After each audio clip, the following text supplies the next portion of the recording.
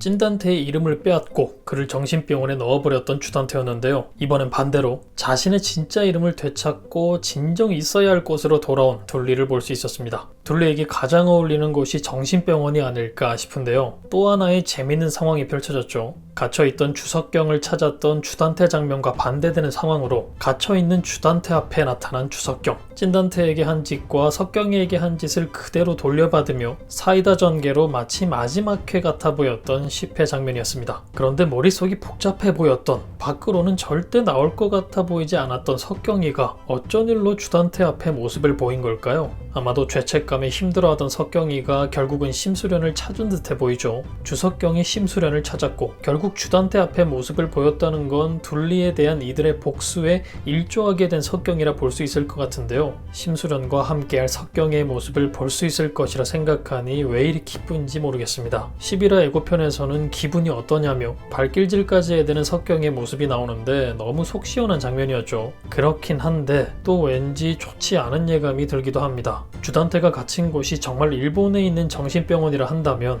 왠지 주단테의 마지막 발악을 위해 만들어진 상황이 아닐까 하는 생각이 들기도 하는데요. 하필 타이밍 좋게 주단테의 돈 5천억을 들고 날라버린 고상하가 일본에 있는 상황이죠.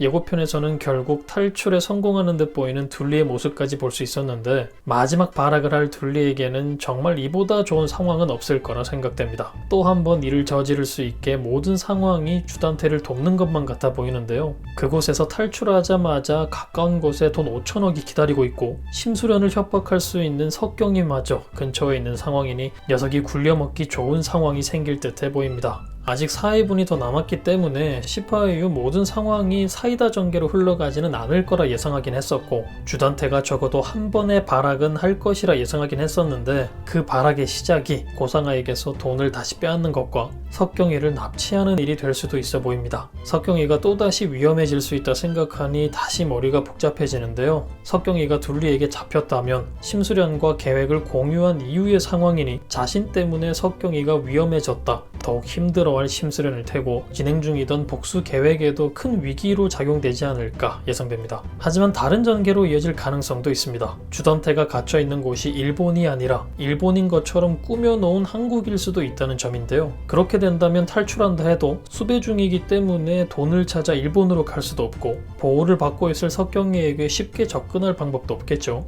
펜트하우스라 모든 게 쉽게 진행되긴 하겠지만요. 하지만 오히려 그렇게 쉽게 상황이 흘러가기 위해 한국이라기보단 진짜 일본에 있는 상황이 더 가능성 있는 상황이라 생각되는데 여러분은 어떻게 생각하시나요? 때문에 다시 한번 기회를 얻을 것 같아 보이는 주돌입니다. 예고편에서와 같이 녀석이 탈출한다면 고상아와 민혁이 그리고 석경이가 위험해질 것 같아 보이는 상황인데요. 주단테는 또 어떤 일을 저지르게 될까요? 석경이는 안전할 수 있을까요? 고상아가 들고 있는 주단테의 돈 5천억은 내 거였으면 좋겠다. 꺼져! 이 새끼한테 입만 벌리면 개소리야! 개소리 집어쳐! 바보 같은 놈.